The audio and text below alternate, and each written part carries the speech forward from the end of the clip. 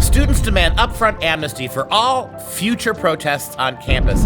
Make no mistake about it, BLM propagandists have traded looting and arson for straight-out extortion. I'm Dr. Duke. She would be Katie, but she's not in today, and this is the Dr. Duke Show.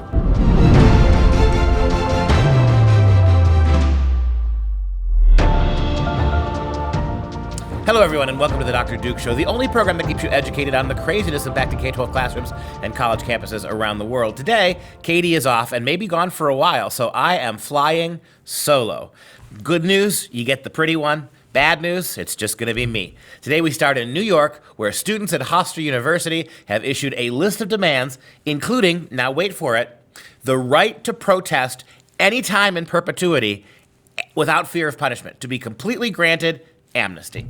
Yep, and today's story comes from the Campus Reform, great site. Black student activists at Hofstra University in Hempstead, New York, recently wrote an open letter demanding that hate speech be an expellable offense. And just guess, who gets to determine what hate speech is. So the first thing they want is they want to be able to determine what hate speech is, and they, with no questions asked, want to be able to expel kids or faculty members potentially who engage in hate speech. This is, I mentioned in the teaser in the opening of the show, that this is really a move from violence and threat to extortion.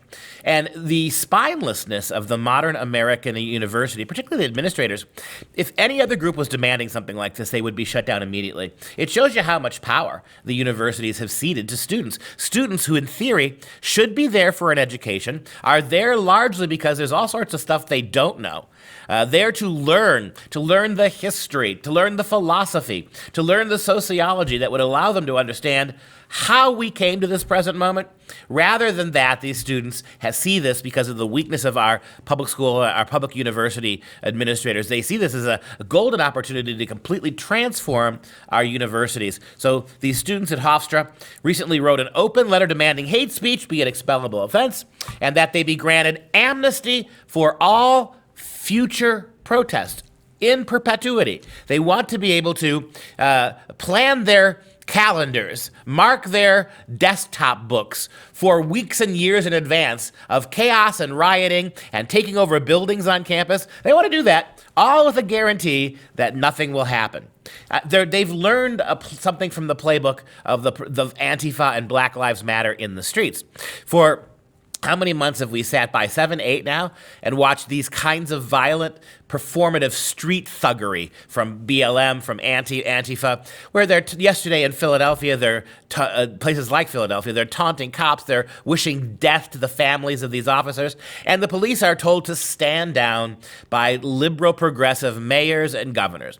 So they see these campus radicals, what's going on in the streets, and what they want is basically a guarantee that from now on, certain groups only, groups who are dealing with radical racial issues, radical separatist groups like Antifa, they want a guarantee that whenever they protest in the future, there will be no consequences. And that means no cops show up, no counter-protests, no one's allowed to march alongside them in terms of preventing the other side. What they want is carte blanche to engage in radical, potentially violent, certainly disruptive activism on campus with no consequences whatsoever. The Black Student Union, along with 8 other predominantly black student organizations, penned a list of demands to Hofstra concerning black students on campus exclusively. Again, segregationist. The list of demands was meant to, quote, create an environment that is not just diverse, but also inclusive of diversity. So, granting black students only the ability to do what they want in terms of campus mayhem, that is somehow an environment that is not just diverse, but also inclusive of diversity? How is that inclusive of diversity on campus? No one else gets to riot, just black students. No one else gets carte blanche to take over the schools and take over buildings and disrupt learning on a day-to-day basis. No one else gets that. This is a tricky thing, right? How did we get to the point where diversity became inclusion, inclusion became mandatory anti-racist training. Mandatory anti-racism now became this. The idea that a small cadre of African-American students claim they get to own the campus. No problems, no interruptions, nobody standing up to them. That these kids call an environment that is not just diverse, but also inclusive of diversity on campus. Now, there's a huge problem with that stuff when you think about it. And you can hear it right here from their own words. Quote, in an effort to encourage activism and minimize repercussions, in an effort to maximize activism, which we know includes radical, violent, interruptive behavior, and to minimize consequences. Boy, if there ever was a statement of the modern college-age child, absolute liberty with no consequences or boundaries. Quote, in an effort to encourage activism and minimize repercussions, black students are asking for amnesty from any demonstrations that may occur on campus. The students called for the creation of a zero-tolerance hate speech zone, a zero-tolerance hate speech zone, which would define hate speech as speech that is intended to cause harm, to offend, to insult, or to encourage violence. Now, it seems to me that when Black Lives Matter activists, Antifa thugs, are screaming violent things in people's faces, disrupting their dinners, barging into their classrooms to silence teachers, everything that they said is hate speech is just what we saw here, isn't it? I mean, how is it? They're not asking for a definition of hate speech that protects them from hate speech. They are, my friends, and this is the takeaway of this story, they are asking for a hate speech policy that protects their hate speech, that allows them and them alone to determine what is hate speech. Anything that offends or insults them is hate speech. But whatever insulting, offensive, provocative things they say to any other group on campus, that includes campus cops, campus professors, campus administrators, other students, you got to shut up and take it. In fact, any response to their hate speech would be deemed hate speech by these organizations. You see how far down the rabbit hole we are with this, and all because universities and colleges refuse to intervene when it's minority or alternatively raced kids. When it's kids that are not white kids do this, the university freezes up. All these white administrators, who they understood one thing. These presidents, these chancellors, these deans, these white diversity officers, they recognize one thing and they're terrified. If they actually lived their campus lives on the basis of what they say, these administrators would be forced to give up their jobs tomorrow and allow minority candidates, not even necessarily qualified ones, to replace them. So what they're doing is they're allowing the kids to have as much power on campus as possible in the hopes that those kids won't recognize that according to their own woke white liberalism, they should be the first to go. It is a shameful system, and it's going to further erode what little trust there is in higher education in this country.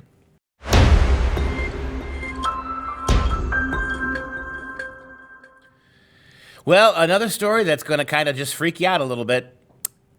I remember back in 2016 when Donald Trump was elected president, our own chancellor at my university, some of the higher ups at my university, they sent around a notice that, hey, any kids who are heartbroken, absolutely heartbroken that Hillary Clinton lost the election, had it taken for, because, you know, the Hillster deserved it.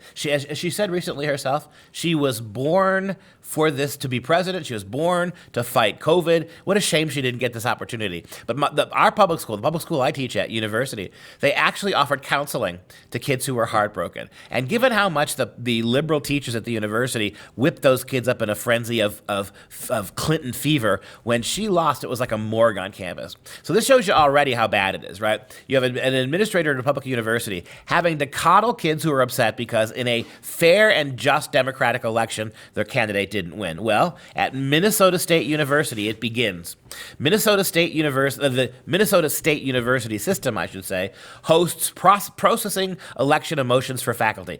Is going to help faculty process election emotions. So it's not the kids anymore. They're going to be coddled too. There'll be all sorts of support if Donald Trump were to win. But now the faculty, the 30, 40, 50, 60-year-olds with PhDs in hand, the ones that we put in charge of teaching our kids civics and history and sociology, they're the ones now who are going to have counseling and all sorts of emotional remediation if Donald Trump wins another 4-year term. This story comes from Breitbart. Quote, in preparation for the election results, Minnesota State University system hosted a webinar for faculty members with anxiety over the presidential election. It's titled processing election emotions with acknowledgement, acceptance, and presence. New age healthy living speak grafted onto the fact that you're dealing with adults, highly educated adults, who can't handle the fact that we live in a republic, not in some kind of liberal utopia where you could just fairy dust your own candidate in. The description of this processing: faculty who identify as Black, Indigenous, or people of color, the notorious BIPOC. Faculty who identify as Black, Indigenous, or people of color alone are invited to gather in community on a 90-minute Zoom video call to discuss issues surrounding the upcoming elections. The BIPOC-focused space is in recognition that the way we negotiate the world, both inside and outside the classroom, is fundamentally different from the ways our white counterparts do. Yeah, it never dawned on me before. When a black guy's making coffee, it's so radically different than when I am. When a white lesbian transgender woman is on her way to driving to work, I never realized that her commute would be so much different than mine. When teaching her classes and laying out important information to her students, it never dawned on me how radically different this was going to be. I mean, this is one of those things. Day-to-day living, if you're a BIPOC, means that everything's a struggle in this country. Everything is impossible. Everything is racism. It's just nonsense. And to actually have one of these sessions where you segregate it, again, go back to this again, the University of Minnesota system is segregating their health and emotional welfare services. They're segregating them. Faculty who identify as Black, Indigenous, people of color are invited to gather in the 90-minute Zoom video call to discuss issues surrounding the upcoming elections. This BIPOC-focused space is in recognition that the way we negotiate the world in and outside the classroom is fundamentally different from how, but you don't get any really reasons for it. What makes it so different in this country? The fact that there's racists lurking around every corner? With all due respect, you look at the so-called incidents of racism we've been looking at over the last 4 or 5 years, almost all of them on college campuses are manufactured by minority students themselves. A desperate attempt, a desperate ploy to get more attention for themselves and their causes. Almost every major event, so-called event of racism on a college campus has been debunked. It's why, my friends, we have decided that microaggressions are everything. There's so little actual serious violence, especially in universities. There's so little violence, so little overt racism against people of color that we've had to create the microaggression system, which allows us to turn tiny little things. Oh, I love your hair today. You're a bigot. Wow, is that scarf? Is that the colors of the African nation you came from? Pamo, whammo, you're a bigot. These kind of things. Wait, we're eating tacos on March 5th, May 5th, Cinco de Mayo? That's racist in the cafeteria. These little things now have taken the place of big things. And why have they done that? Because there aren't any big things. And here you are segregating the emotional wellness of BIPOC people. And get it, you understand this, folks? You get rid of this. You get ready for this right now. You're going to be hearing BIPOC for the next 10 years. Just like fads into diversity, fads and these radical left-wing programs, this is one BIPOC. That's not going away. They found one they like really well. They think they're very clever. BIPOC, right? And it covers everything for them. So these people, this BIPOC, how do I want to say this?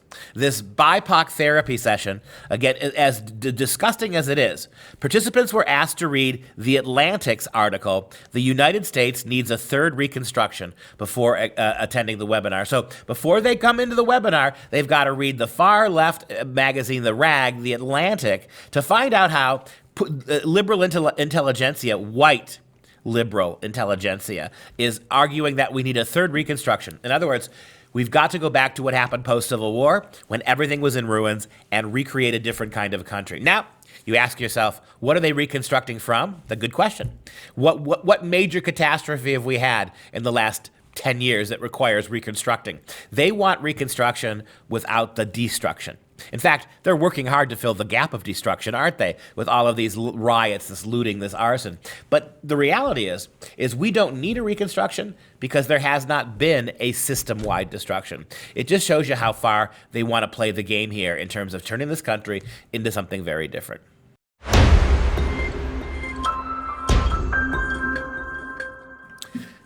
And no sooner do we talk about how the universities are now beginning to prepare faculty, well, BIPOC faculty, for the horrors of living with this election result one way or another.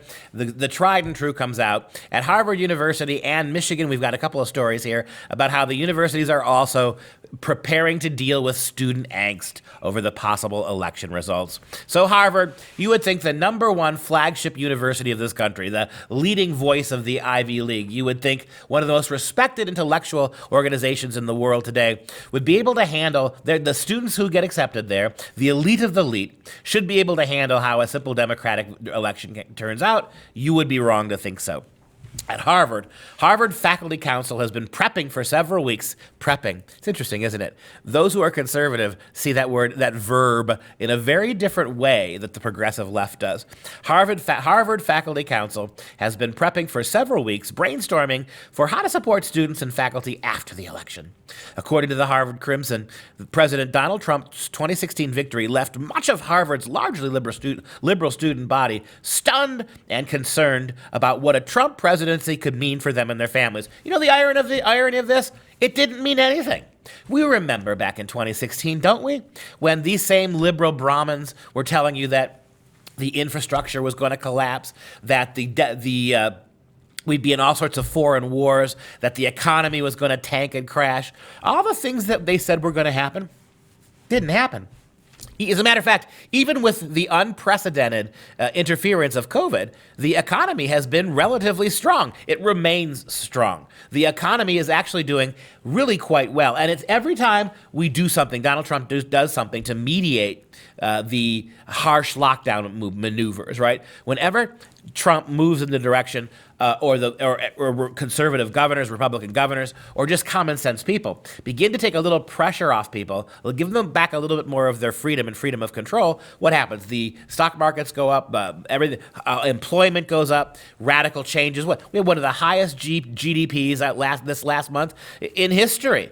The economy is going to be fine if you just get out of the way. But here, so none of those really horrible things that we predicted were going to happen in 2015 happened. Nevertheless, they now have 4 years of Trump, and you would think they would realize that Trump's not going to get us into foreign wars. Trump is not going to engage in the kind of reckless behavior they accuse him of. You've already seen Trump at his quote-unquote worst. Nevertheless, ever since the 2016 victory, we've been prepping for this. And what they're not quite sure what they're going to do yet, but they've got all sorts of psychological and social engagement programs coming down the road to help faculty and students handle this. And the second story is just as remarkable. University of Michigan Center for Research on Learning and Teaching published a three-part series on how to plan, frame, and facilitate conversations about the 2020 election. Now again, if I started talking about the 2020 elections in my classroom, I would immediately be called a time waster and I would be accused of politicizing my classroom. But here, universities across the country are actually asking faculty to talk about the 2020 election. How do we facilitate these conversations? So it really is a dirty little double standard. If a history professor or a political science professor or even a math or a biology professor takes steps to sort of talk politically to try to calm the nerves and steel the resolve of liberal students, that's 100% okay.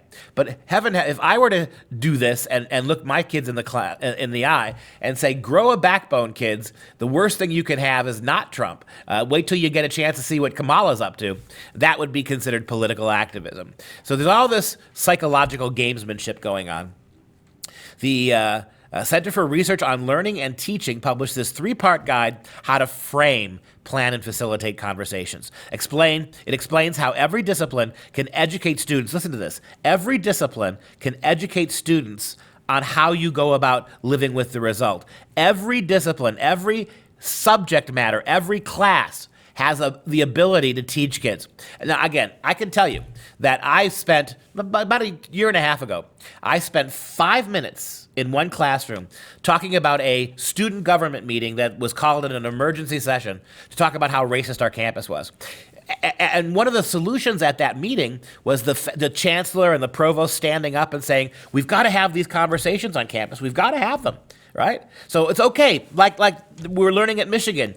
Every subject, we're told, everything can be a learning for these poor BIPOC kids, these poor kids of color, these poor liberal kids who can't handle the results of elections. And yet, for 5 minutes, I spent actually pushing back against a series of accusations about that meeting, and now I have a write-up in my permanent file for it, for wasting university time in the classroom. I can pretty much promise you, all those other classrooms which were told, look, foreground these problems, foreground these issues in your classes.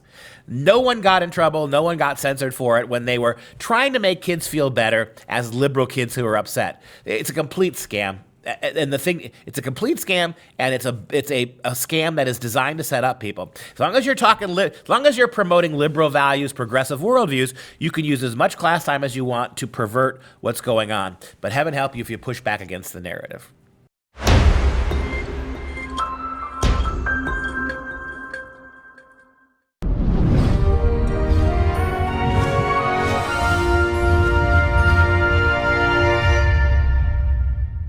It is time now for Instant Classics, and while my wingman is out today, we're going to go ahead and take a look at Las Meninas. This is one of the great paintings of Western culture. Las Meninas. Go ahead and show the image while I'm talking, Mike. Las Meninas, or The Ladies in Waiting, is a 1656 masterpiece by Diego Velázquez, the leading artist of the Spanish Golden Age. Its complicated and enigmatic composition raises questions about reality and illusion, and creates an uncertain relationship between the viewer and the figures depicted. Because of these complexities, Las Meninas has become one of the most widely analyzed pictures in the history of art. And look, there you go. You see at the left, the man standing at the left, he's the painter, and you can see him looking over the scene. He's looking out of the frame directly at us, right? He's looking past the children. That's Las Meninas, right? Looking past the children, looking out at us, as if he's knowingly sharing a glance with us. Meanwhile, he's in the process of painting those children. The painting shows the main chamber in the Royal Alcazar Palace of Madrid during the reign of King Philip IV of Spain. It contains several figures, most identifiable, from the Spanish court, captured in a moment as if in a snapshot. That's the other great thing about this picture. It's the painter's leaning forward like he's looking to paint his next stroke. The kids are going about their business. There are people coming and going in the background, and that third wall is violated, right? The gaze of Velázquez pulls you in. But notice it's like a snapshot. Everybody's doing their thing. It's almost like a Polaroid picture where he's captured everybody. Some look out of the canvas towards the viewer while others interact among themselves. The young Infanta Margaret Teresa is surrounded by her entourage of maids of honor, chaperone, bodyguard, 2 dwarves, and a dog. Just behind them, Velázquez portrays himself working on a large canvas.